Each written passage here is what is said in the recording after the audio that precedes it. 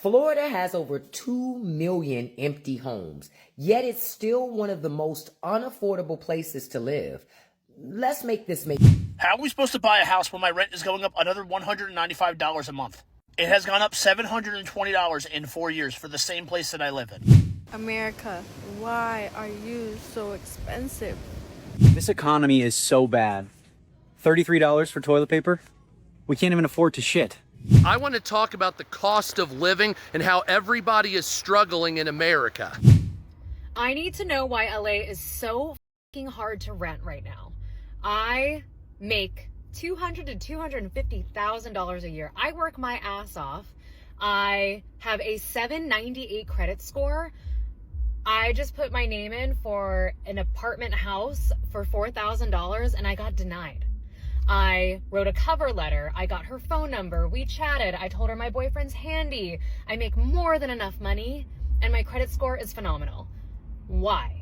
I need to know. If there is anybody that could tell me why I keep getting rejected by these places where I have more than enough money to rent, I don't get it. It's so frustrating and it like breaks my heart every single time.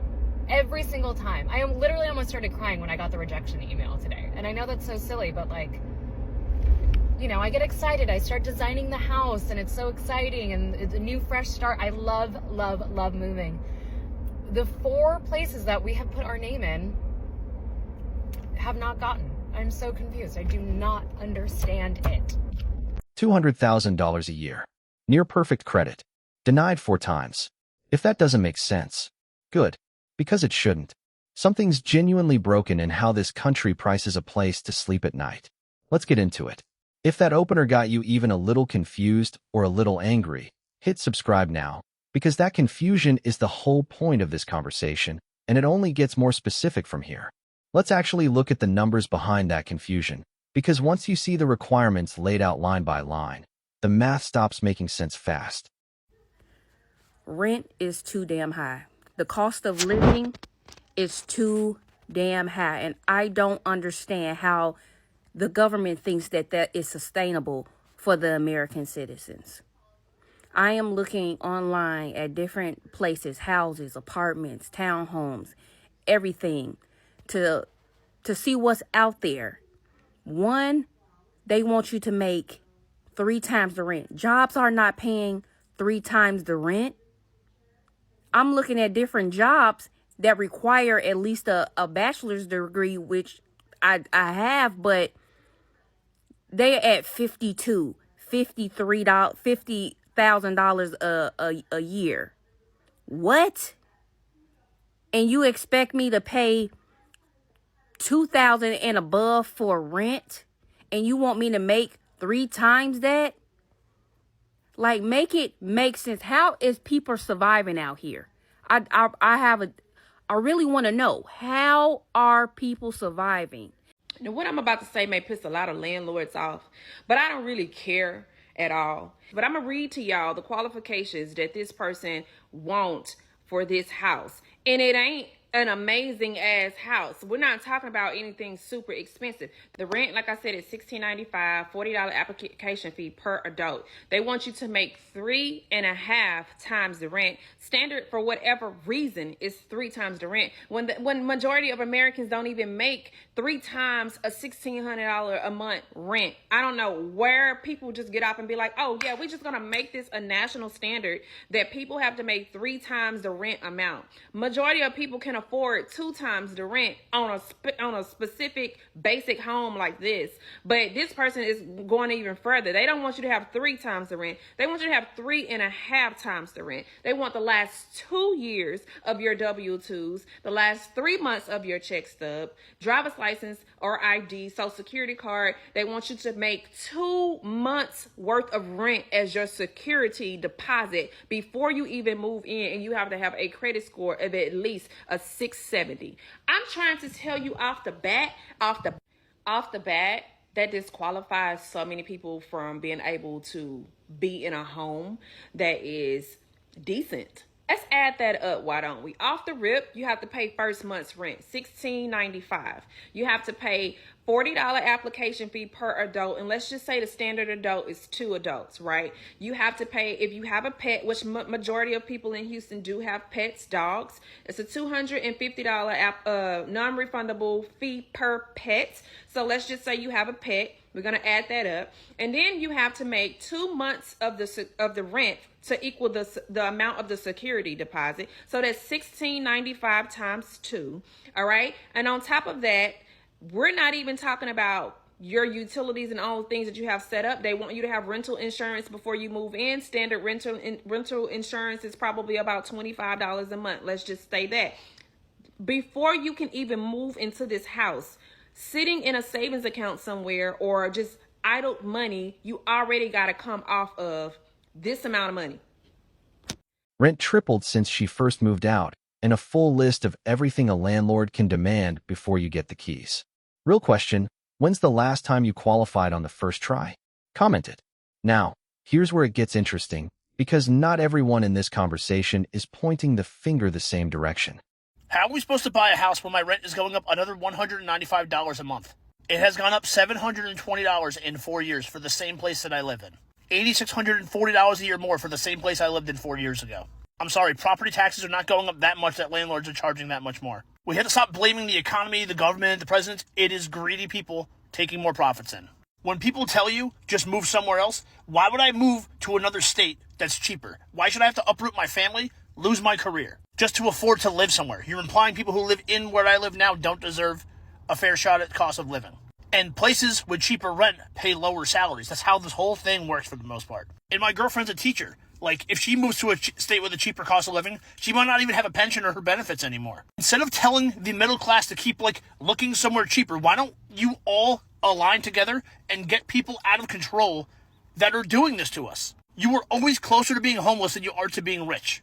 Everyone just assumes one day they're going to get rich. And that's why they don't stand up for people just like them in the struggle right now. If not for the raise I got 4 years ago, I would be totally screwed. I don't even want a handout or help. I just want things to not be so crazy expensive every year. Go buy pizza from where I work. Go buy my merchandise. I don't know. Not a handout, just advertising.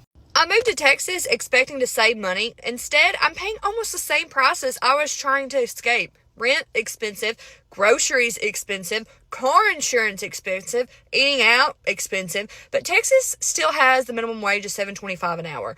Lawmakers keep telling everyone the economy is booming. If it's booming, why are so many people struggling just to pay basic bills? Seems like the economy is working great for corporations and billionaires, just not the people actually doing the work. One says it's pure greed, not policy. One moved states for cheaper living and still got stuck at the same wage. So, is this really about policy or about who gets to decide a fair price? If you're still with me, that tells me this conversation matters to you too. So go ahead and subscribe now, because what's coming next gets a lot more personal. This next part puts real weight behind all of it. One family doing everything right while life throws the hardest thing at them, and one mystery that honestly doesn't have a clean answer yet. So I want to continue this conversation about how 99, I'm going to say 99, not even 95, 99% of us living in the New York, New Jersey metropolitan area are suffering. And I want to continue this conversation in hopes that I will not only get more answers as to why other people think this is happening, but I will find all the other New Jerseyans and New Yorkers that are suffering in this with me. I feel like the American dream that they sold you is dead. At this point, I feel like it's a big fat lie. Because technically, I did everything I was supposed to do. And my husband, he really did what he was supposed to do. This man suffers from Crohn's disease. And through the worst flare-up of his entire life, where he weighed the same weight as me, he went to school full-time and worked a job full-time. So he literally would work overnight shifts, get off at 7 in the morning, and then go to school at 12 in the afternoon. And we're not just talking just regular business school or whatever. We're talking engineering. He chose engineering because it's a great lucrative career, right? Well, he bust his aspirin, went to school, literally got the sickest he's ever been in his life, literally failed the class because he was so sick. We had a baby, went through COVID. I mean, such hard times in our lives. He pushed forward and graduated. And guess what? He makes no more money than he was making before. Can't even find a job that would pay him $150K. And $150K might sound like a lot to some, but that is literally nothing for here. You need at least $200K in the household to survive. And I want to focus on my fashion business. So not only can we not afford a home, we can barely afford rent. Something's got to give. Florida has over 2 million empty homes, yet it's still one of the most unaffordable places to live. Let's make this make some sense. So let's break this down. There are over 2 million homes in Florida that are sitting, unused, unoccupied. And yet the state is in a full-blown housing crisis. People can't find affordable housing. Houses just keeps going up like Beyonce's ticket prices. And the kicker? Insurance companies are raising premiums like it's a new hurricane every week, and it's nothing even going on right now. Yeah, we've had no new hurricanes in the Gulf of Mexico. In the Gulf of America, we've had nothing. So my question is, who is actually really benefiting in Florida from keeping those homes empty? Because somebody has to be benefiting from that.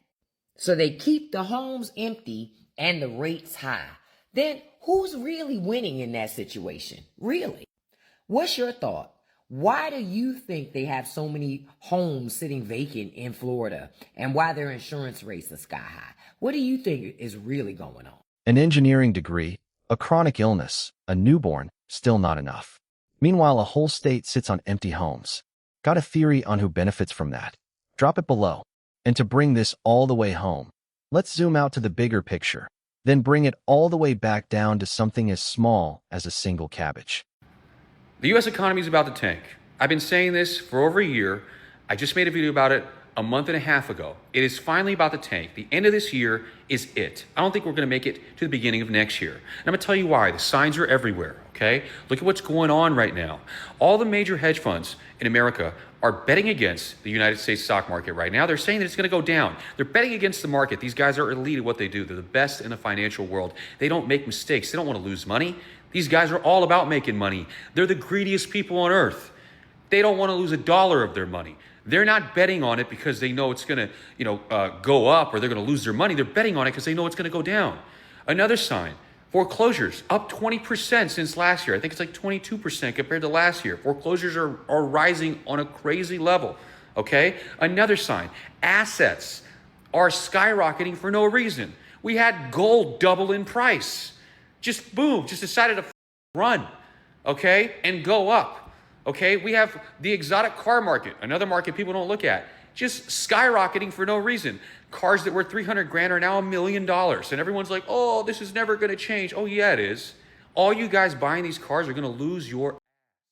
So what happens if nobody can afford anything? If prices keep going up like they have in the past 5 years, what happens in 5 more years if they keep going up at the same rate? I've seen so many stories from around the world of housing has doubled in this city or electric bills have tripled in this city. At what point can nobody afford anything? I honestly feel like we're already there. So many more countries are dealing with homeless crises. You hear more and more about cities just becoming absolutely unaffordable. All while there's less and less jobs. Applying for jobs takes years at this point, and if there are any jobs left, they're being taken by robots. So what's going to happen? Seriously, we have to be on the verge of something, right? I mean, it cannot trend this way forever. I just went to the grocery store and bought 4 things and it cost me $25. A single cabbage cost me $14 in Florida in the United States of America. It was a fairly large cabbage that made a lot of kimchi, but nonetheless, one vegetable should not be costing $14. I've completely stopped eating meat. I'm a vegetarian now because I can't afford meat. It's just also exhausting. I don't have the answers, and I'm hoping maybe you do. Or what do you think's going to happen? Because at this rate, I think nobody's going to have anything in a very short time. And I find that very scary. One conspiracy I have that I would love for somebody to prove me wrong is that I really believe that going to the grocery store has become just as expensive as eating out every single night. Because that used to be the message. Oh, you got to save money. You got to go to the grocery store. Have you been to the grocery store? As soon as you walk in there, you've spent $87. There is no savings to be had. And I really feel like they've designed it this way. They've intentionally designed it so that there's no cheap option. And I know what you're thinking. Oh, that sounds conspiratorial, Mike. Well, who's they? Who's they? I don't know. Whatever faceless demons run this society, I have no clue who is they. But what I do know is that it's pretty much the same when you think about it. If you can spend $40 in a night getting a meal for you and your whatever, your family or your loved one, that's basically the same as going to the store, getting just the ingredients alone are going to be $40. And then all the groceries, you're walking out of there spending $100 for basically nothing. Versus just putting a little thing into your little thing and you order something. And I know what people are going to say, oh, you got to be disciplined, you got a meal plan. Yes, but at the same time, if you apply that same discipline to like finding discounts online on your little apps, you can find deals the same way that you can find deals in the grocery store. And then you factor in that if you go to the grocery store, you then also have to put in all the effort of actually making the food. And who the hell wants to do that? Probably a lot of people, but not me. I'd rather just pay a little person to just show up on their little bike and give me the food. And I know that this is probably what the tech oligarchs want, but what are you going to do? A warning of where this is heading, a fair question about what happens when nobody can afford anything, and a theory that groceries aren't even the cheap option anymore. Does this reverse? Or is this just the new normal? Say it straight. If any part of this matched your own experience trying to find a place to live, that's exactly the conversation this show exists for. Hit subscribe. We sit down with a new set of these every week. And before you go, tell me the one requirement or price that made you go, wait, that can't be right. I want to hear it.